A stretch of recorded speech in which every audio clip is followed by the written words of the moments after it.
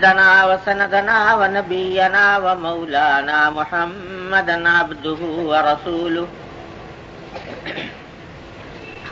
صلى الله تعالى عليه وعلى آله وأصحابه وبارك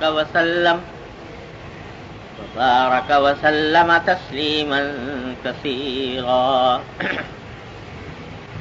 أما بعد،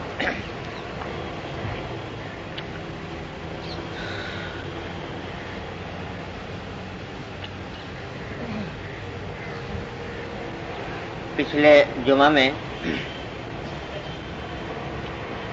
آداب لباس سے متعلق کچھ احادیث کا بیان ہوا تھا،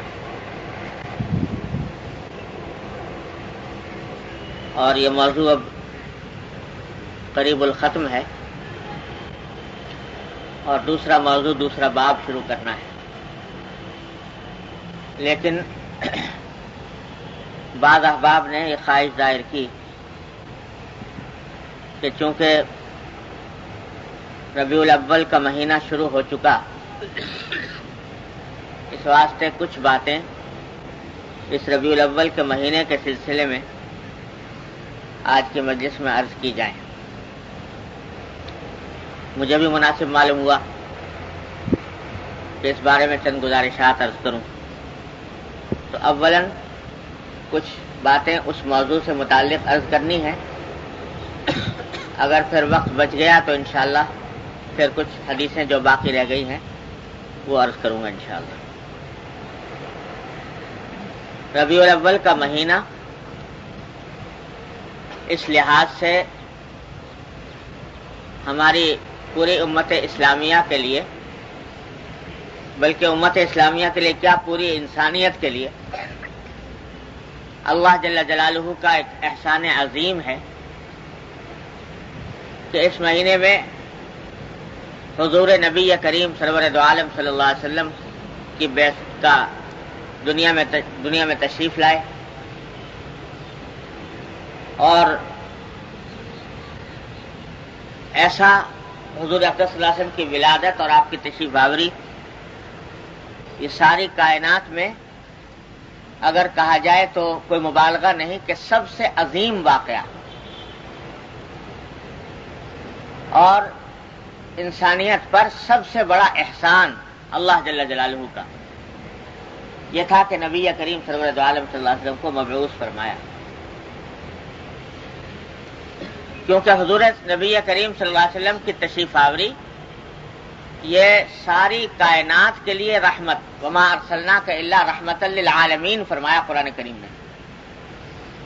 یوں نہیں فرمایا کہ ہم نے مسلمانوں کے لیے رحمت بنایا، یوں نہیں فرمایا کہ انسانوں کے لیے رحمت بنایا، بلکہ عالمین جمع کا صیغہ کہ ساری کائنات کے لیے، جتنے عالم ہیں اس کائنات میں ان سب کے لیے رحمت ہے نبی کریم صلی اللہ علیہ وسلم کا وجود باوجود.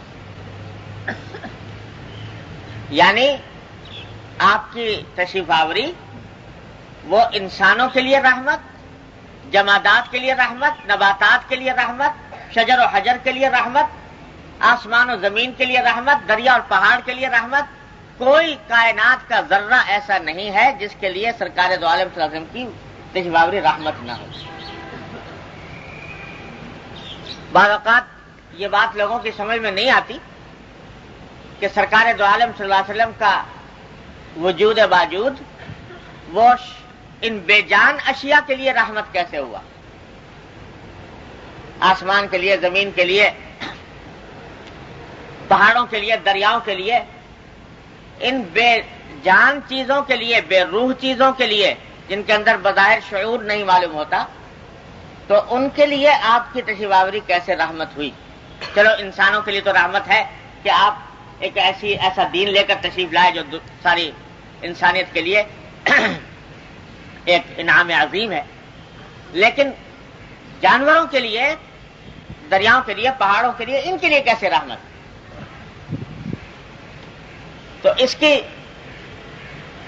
تشریح تھوڑی سی سمجھ لیجئے کہ پہلی بات تو یہ کہ یہ ساری کائنات جتنی بھی ہمیں نظر آ رہی ہے یہ حقیقت میں پیدا ہی ہوئی نبی کریم سرور دو عالم صلی اللہ علیہ وسلم کی تشریف آوری کی خاطر اگر آپ تشریف لانے والے نہ ہوتے تو نہ یہ آسمان ہوتا، نہ زمین ہوتی، نہ ستارے ہوتے، نہ چاند ہوتا، نہ پہاڑ ہوتے، نہ دریا ہوتا۔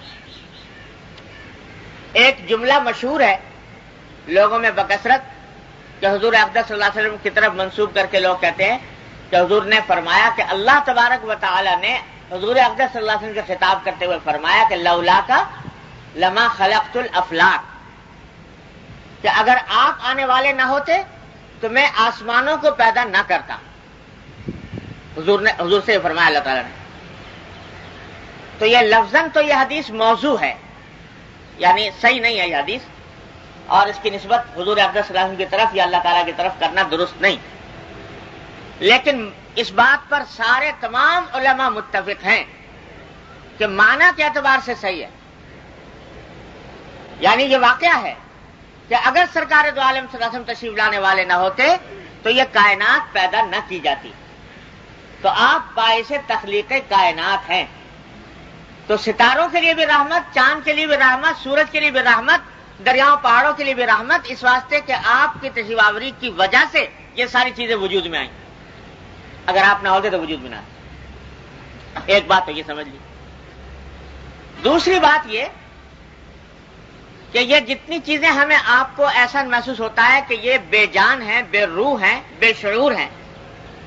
پتھر ہے مثلا، ہمیں لگتا ہے کہ یہ بے جان ہے اور اس میں شعور نہیں ہے، احساس نہیں ہے، لیکن حقیقت میں کوئی مخلوق اللہ تعالیٰ کی اس کائنات میں ایسی نہیں ہے جس میں اس کے مناسب شعور اللہ تعالیٰ نے عطا نہ فرمایا۔ کچھ نہ کچھ شعور اس کے اندر موجود۔ قرآن کریم نے فرمایا وَآتَا كُلَّ شَيْءٍ خَلْقَهُ ثُمَّ هَدَى، کہ اللہ تبارک و تعالیٰ نے ہر چیز کو تخلیق فرمایا اور تخلیق فرما کر اس کو اس کے مناسب ہدایت دی۔ ہدایت صرف انسان کے ساتھ خاص نہیں ہے، جانوروں کو بھی ہدایت دی اس کے مطابق، جیسی اس کے مناسب ہدایت ہے وہ جانور کو بھی عطا فرمائی۔ دیکھو کوئی جانور بیٹھا ہو سامنے اور تم ذرا سا پتھر اٹھانے کے لیے ذرا سا جھکو زمین کی طرف، وہ بھاگ پڑتا ہے۔ اتنی فہم اس کو بھی دے دی اللہ تبارک و تعالیٰ نے کہ یہ شخص جو پتھر اٹھا رہا ہے یہ ہو سکتا ہے کہ مجھے اٹھا کے مار دے، تو مجھے یہاں سے بچنا چاہیے۔ تو اپنی ضرورت کے مطابق ہدایت اللہ تبارک و تعالیٰ نے شعور اور احساس اور فہم اور سمجھ اللہ تبارک و تعالیٰ نے جانوروں کو بھی عطا فرمائی، درختوں کو بھی عطا فرمائی۔ درخت کے اندر بھی ایک فی الجملہ شعور موجود ہے۔ کیسا شعور کہ سائنس کے اوپر تو اب منکشف ہوئی یہ بات، سائنسدان تو اب آ کر یہ کہتے ہیں کہ ہاں تھوڑا تھوڑا شعور ہے سب میں، لیکن شریعت نے بہت پہلے یہ بات واضح کر دی کہ ان کے اندر بھی فی الجملہ شعور موجود ہے۔ اس میں درختوں کے اندر بھی آنکھوں سے دیکھتے ہو کہ درخت چلا جا رہا ہے، راستے میں دیوار حائل ہو گئی، راستہ بدل لے گا، اپنا مڑ جائے گا۔ تو اتنا شعور اس کو بھی اللہ تعالیٰ نے عطا فرمایا کہ اپنی مناسب اپنی ضرورت کے مطابق شعور وہ بھی رکھتا ہے۔ اور اس شعور کا مظاہرہ دیکھو، نبی کریم سرور دو عالم صلی اللہ علیہ وسلم مسجد نبوی میں جب خطبہ دیا کرتے تھے تو ایک شتیر تھا کھجور کا، اور وہ ستون کے طور پر گڑا ہوا تھا۔ تو سرکار دو عالم صلی اللہ علیہ وسلم اس سے بعض اوقات ٹیک لگا لیا کرتے تھے، اس سے پشت لگا کر اور خطبہ دیا کرتے تھے۔ بعد میں رائے یہ ہوئی کہ ممبر بنوا لیا جائے اور ممبر بنا کر اور حضرت صلی اللہ علیہ وسلم ممبر پر کھڑے ہو کر خطبہ دے۔ تو جب ممبر بن گیا تو حضرت صلی اللہ علیہ وسلم نے وہ ستون کا سہارا چھوڑ کر ممبر پر آ کر خطبہ دینے کا ارادہ فرمایا۔ تو سنا ہوگا آپ نے کہ وہ ستون جس سے سرکار دو عالم صلی اللہ علیہ وسلم ٹیک لگایا کرتے تھے وہ رو پڑا۔ اس کے رونے کی آواز سب صحابہ کرام نے سنی اور رویا اس وجہ سے کہ سرکار دو عالم صلی اللہ علیہ وسلم مجھ سے ٹیک لگا کر، مجھے یہ شرف حاصل تھا کہ آپ مجھ سے ٹیک لگا کر خطبہ دیا کرتے تھے، اب میں اس شرف سے محروم ہو گیا۔ تو روایات میں آتا ہے کہ سرکار دو عالم صلی اللہ علیہ وسلم نیچے اترے اور اس کو لے جا کر سینے سے لگایا، اور سینے سے لگانے کے بعد اس کے رونے کی آواز بند ہوئی۔ اس کو استوانِ حنانہ کہتے ہیں۔ استوانِ حنانہ کے معنی رونے والا ستون۔ تو آج بھی مسجد نبوی میں جگہ اس کی موجود ہے جہاں محراب مبارک ہے، محراب نبوی، اس کے برابر میں ایک جو بڑا سا ستون بنایا ہوا ہے، تو وہ اس کے اوپر لکھا ہوا بھی ہے کہ یہ وہی ستون ہے، یعنی اس جگہ پر تھا وہ ستون جو نبی کریم صلی اللہ علیہ وسلم کے فراق میں رو پڑا تھا۔ تو دیکھنے میں شجر بے جان، بے روح، بے سمجھ، اس کے اندر بظاہر جذبات نظر نہیں آتے، لیکن اللہ تبارک و تعالی نے اس کو اپنے مناسب اتنی فہم، اتنا شعور عطا فرمایا کہ سرکار دو عالم صلی اللہ علیہ وسلم سے جدائی اس کو گوارا نہ ہو سکے۔ تو ان میں درختوں میں بھی ہے، پتھروں میں بھی ہے۔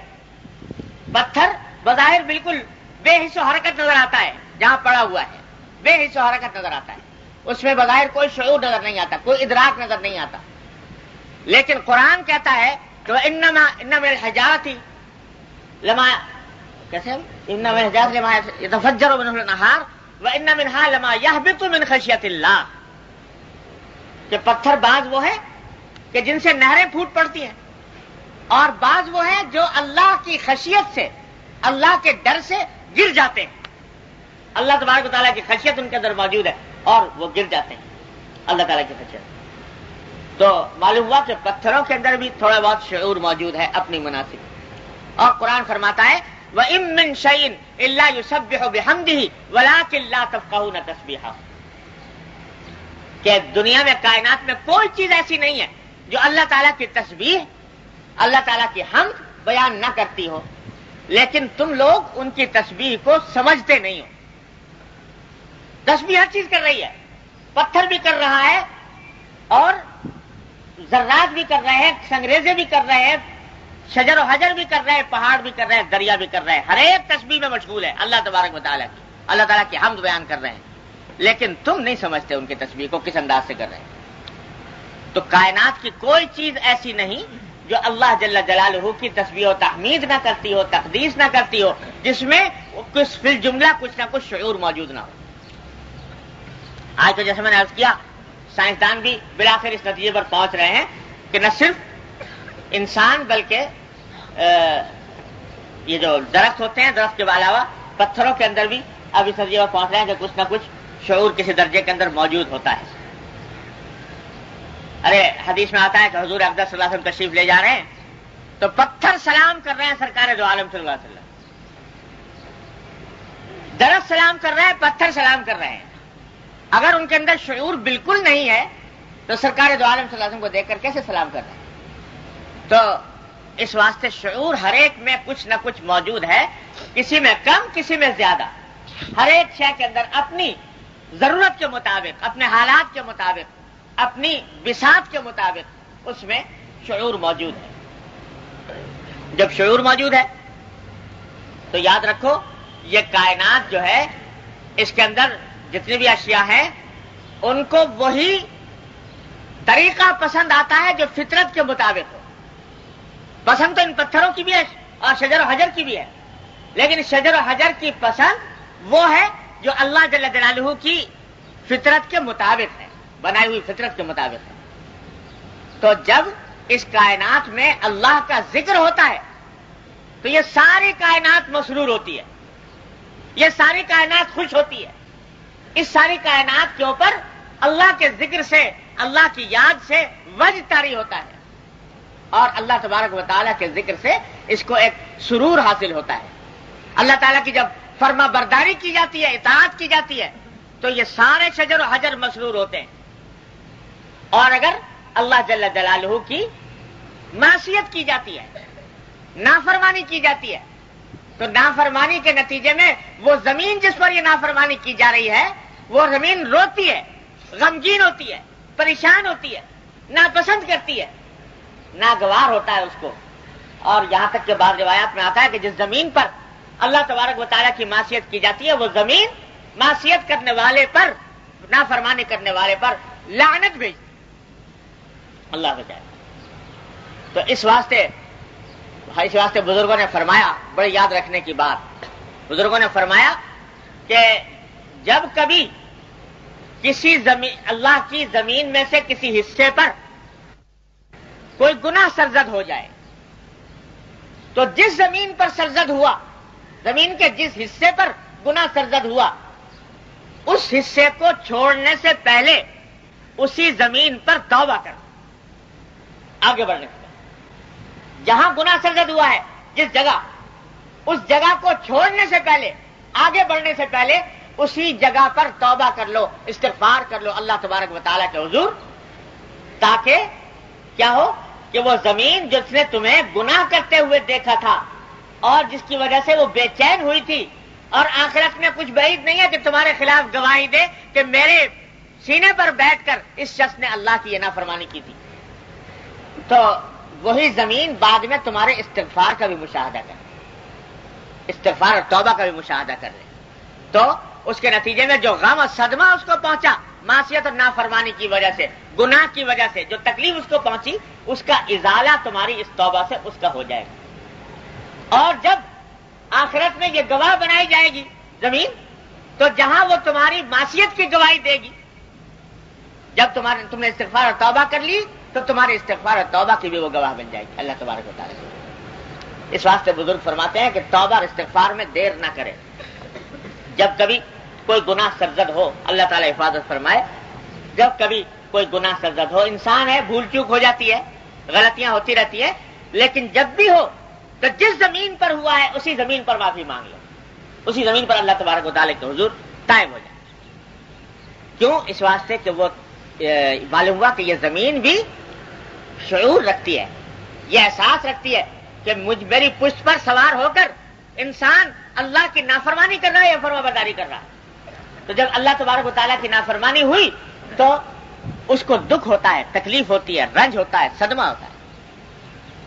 تو یہ ساری کائنات جس میں کچھ نہ کچھ شعور موجود ہے، جب تک حضور نبی کریم سرور دو عالم صلی اللہ علیہ وسلم تشریف نہیں لائے تھے تو یہ مظلوم تھی، مغموم تھی، رنجیدہ تھی، غمگین تھی کہ اس کی پشت پر اللہ کے بندے اللہ کی نافرمانی کر رہے ہیں، عبادت کسی اور کی ہو رہی ہے، پرستش کسی اور کی جا رہی ہے۔ سرکار دو عالم صلی اللہ علیہ وسلم تشریف لائے تو آپ نے اس زمین کو اس نافرمانی سے پاک کیا، تو اس پاک کرنے کے نتیجے میں، آپ کے تشریف آوری کے نتیجے میں، یہ ساری زمین یہ محفوظ ہوئی بت پرستی سے، شرک سے، کفر سے، فسق و فجور سے، طغیان اور عصیان سے، اور اس نے اللہ تبارک و تعالیٰ کی اطاعت کے نظارے دیکھے، اس سے مسرور ہوئی۔ اس واسطے سرکار دو عالم صلی اللہ علیہ وسلم کا تشریف آوری یہ رحمت ہوئی زمین کے لیے بھی۔ چاند اور سورج، ستارے، اللہ تعالیٰ نے ایسی چیز پیدا کی ہے کہ ہر ایک پر یکساں طور سے روشنی لٹا رہے ہیں۔ سورج کی روشنی مسلمان پہ بھی پڑ رہی ہے، کافر پہ بھی پڑ رہی ہے، اللہ کے فرما بردار پر بھی پڑ رہی ہے، نافرمان پہ بھی پڑ رہی ہے۔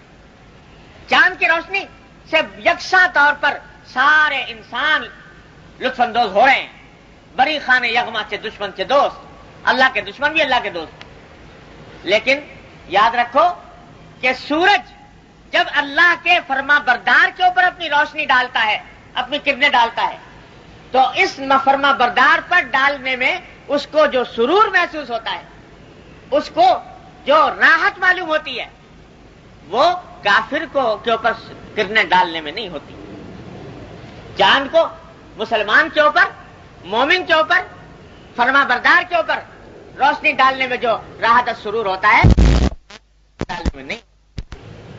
تو اس کا وہ سرور کس نے عطا کیا؟ چاند اور سورج کو یہ فرما برداری کی مشاہدے کا سرور کس نے عطا کیا؟ صرف اور صرف محمد رسول اللہ صلی اللہ علیہ وسلم۔ اس بار فرما وَمَا أَرْسَلْنَاكَ إِلَّا رَحْمَةً لِلْعَالَمِينَ۔ یہ وجہ ہے کہ جس روز یہ زمین اس فرما برداری سے محروم ہو جائے گی، جس دن محروم ہو گئی اور اس کائنات میں اس زمین کے اوپر اللہ اللہ کہنے والا کوئی باقی نہ رہا، حدیث میں آتا ہے اسی روز قیامت آ جائے گی۔ قیامت اس وقت تک نہیں آئے گی جب تک کہ کوئی ایک فرد بھی زمین کے اوپر اللہ اللہ کہنے والا موجود ہے۔ تو یہ سارا جو بقا ہے اس زمین و آسمان کا، اس کائنات کا ہے محمد رسول اللہ صلی اللہ علیہ وسلم. تو اس واسطے یہ کوئی مبالغہ کی بات نہیں، شاعری کی بات نہیں کہ آپ کی تشریف آوری کے بغیر یہ کائنات سونی تھی، بے معنی تھی، بے حقیقت تھی. وما ارسلناک الا رحمۃ للعالمین. اقبال مرحوم بعض اوقات شعر بڑے اچھے کہتے ہیں، نثر میں تو بعض اوقات بڑی گڑبڑ کی باتیں بھی کہہ دی ہے، لیکن شعر کے اندر بعض اوقات بڑی حکیمانہ باتیں کہتے ہیں.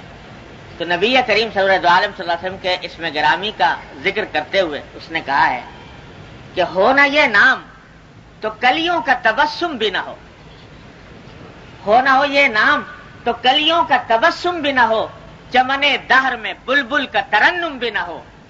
یہ نہ ساقی ہو تو پھر میں بھی نہ ہو، خم بھی نہ ہو، بس میں توحید بھی دنیا میں نہ ہو، تم بھی نہ ہو. اور نبض ہستی تپش آمادہ اسی نام سے ہے، خیمہ افلاک کا استادہ اسی نام سے ہے، نبض ہستی تپش آمادہ اسی نام سے. سرکار دو عالم صاحب کے اسم گرامی سے یہ افلاک کا خیمہ کھڑا ہے، اور سرکار دو عالم صاحب کے اسم گرامی سے یہ زمین کی نبض چل رہی ہے. اگر یہ نہ ہوتا تو یہ سب تباہ و برباد ہو گیا ہوتا. جس دن یہ اللہ اللہ کا ذکر ختم ہو گیا، یہ ساری کائنات ختم ہو. تو اللہ تبارک و تعالی نے یہ مقام بخشا ہے سرکار دو عالم صلی اللہ علیہ وسلم کے ذکر مبارک. اب اندازہ لگائیے کہ خود قرآن نے کہہ دیا ورفعنا لک ذکرک، کہ اے نبی صلی اللہ علیہ وسلم ہم نے آپ کے تذکرے کو رفعت عطا کی، اس کو بلندی عطا کی. ایسی بلندی کہ جس دن سے سرکار دو عالم صلی اللہ علیہ وسلم دنیا سے تشریف لے گئے، روئے زمین کا کوئی حصہ ایسا نہیں ہے جہاں ہر وقت، جہاں 24 گھنٹے میں سے کسی نہ کسی وقت وہاں پر اشہد ان محمد رسول اللہ کا کلمہ نہ گونج رہا. آپ اندازہ لگا کے دیکھ لیجیے، دنیا گول ہے تو کہیں نہ کہیں کسی نہ کسی جگہ اذان کی آواز بلند ہو رہی ہوتی ہے، اشہد ان محمد رسول اللہ. تو ہمارے حضرت فرمایا کرتے تھے، حضرت ڈاکٹر صاحب قدس اللہ صلی اللہ تعالیٰ ان کے درجات بلند فرمایا کرتے تھے کہ بھائی یہ جو تم دیکھ رہے ہو کہ نافرمانیوں پر نافرمانیاں ہو رہی ہیں، گناہوں کے طوفان ہیں، نافرمانیوں کا ایک سیلاب ہے دنیا کے اندر، فسق و فجور، کفر، شرک، فحاشی، عریانی، خدا جانے کیا کچھ ہو رہا ہے، جس کا تقاضا یہ تھا کہ یہ آسمان ٹوٹ کے گر جاتا، اللہ تبارک و تعالیٰ کا قہر نازل ہو جاتا، اللہ تعالیٰ کا عذاب نازل ہو جاتا. اس سے کم باتیں ہوئی تھی پچھلی امتوں کے اندر، عذاب آ گئے. لوط علیہ السلام کی قوم پر کیسا عذاب آیا، ہود علیہ السلام کی قوم پر کیسا عذاب آیا، صالح علیہ السلام کی قوم پر کیسا عذاب آیا. تو آج دیکھنے کو نظر یہ آتا ہے کہ بعض اوقات محسوس ہوتا ہے کہ اس سے زیادہ نافرمانیاں ہو رہی ہیں زمین کے اوپر. تو اس کا تقاضا یہ تھا کہ یہاں پر ہم مٹا دیے جاتے ہیں سب کے سب. لیکن فرمایا، ہمارے حضرت ڈاکٹر صاحب رحمۃ اللہ علیہ فرمایا کرتے تھے کہ اللہ تبارک و تعالیٰ، ایسا لگتا ہے کہ اللہ تبارک و تعالیٰ کو باوجود انسانی نافرمانیوں کے بقا منظور ہے اس کائنات کی، اس دنیا کی. اور یہ بقا ہے اس اشہد ان محمد رسول اللہ کے کلمے کی وجہ. یہ کلمہ دن میں 5 بار ہر جگہ ہر فضا میں گونجتا ہے، اور دنیا کا کوئی خطہ خالی نہیں ہے جہاں یہ کسی نہ کسی وقت یہ کلمہ نہ گونج رہا ہو. یعنی ہر لمحے کہیں نہ کہیں دنیا میں یہ آواز بلند ہو رہی ہے. تو فرمایا کہ اس کا نور ہے، اس کی برکت ہے جس نے کہ اس کائنات کو ٹھہرایا ہوا ہے. وما کان اللہ لیعذبہم وانت فیہم، جب تک کہ اللہ تبارک و تعالیٰ کے فضل و کرم سے نبی کریم صلی اللہ علیہ وسلم تشریف فرما ہے یا آپ کا ذکر مبارک موجود ہے، تو اللہ تعالیٰ عذاب عام نازل نہیں فرماتے، اس کا محفوظ رکھا ہوا. تو یہ اللہ تبارک و تعالیٰ کا فضل و کرم ہے کہ نبی کریم صلی اللہ علیہ وسلم کے اس ذکر مبارک کی وجہ سے یہ کائنات بچی ہوئی ہے. جس دن یہ ختم ہو گیا کائنات بھی ختم ہو گیا.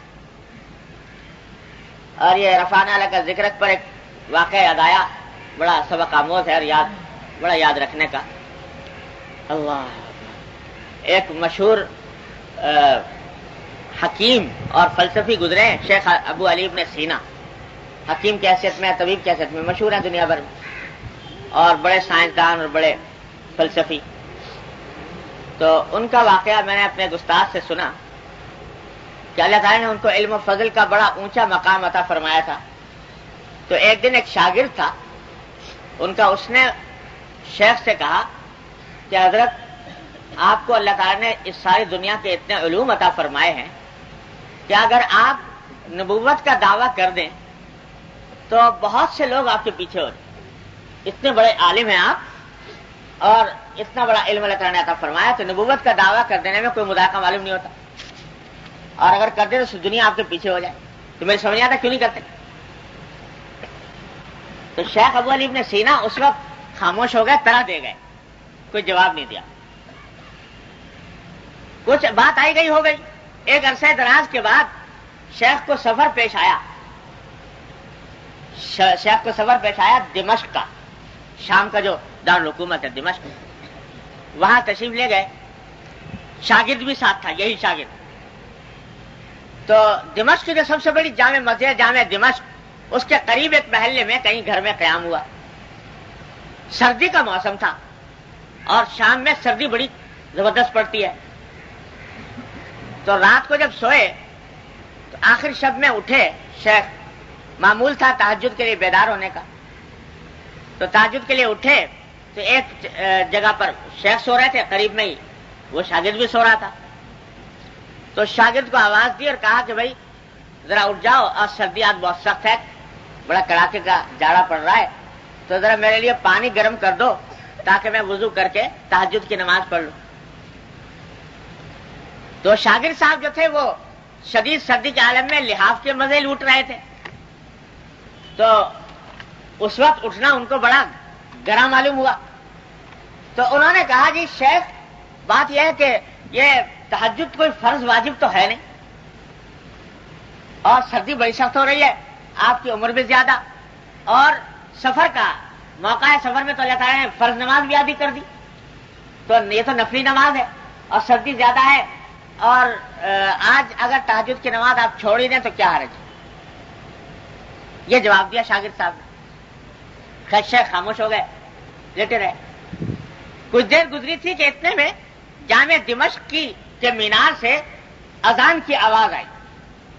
اللہ اکبر اللہ اکبر، اشہد ان لا الہ الا اللہ اشہد ان محمد رسول اللہ. جب اذان ختم ہو چکی تو شیخ نے شاگرد کو کہا کہ دیکھو بیٹا، تم نے ایک بہت دن ہوئے ایک بات مجھ سے کہی تھی، اس وقت میں نے اس کا جواب نہیں دیا تھا، تو آج اس کا جواب سن لو.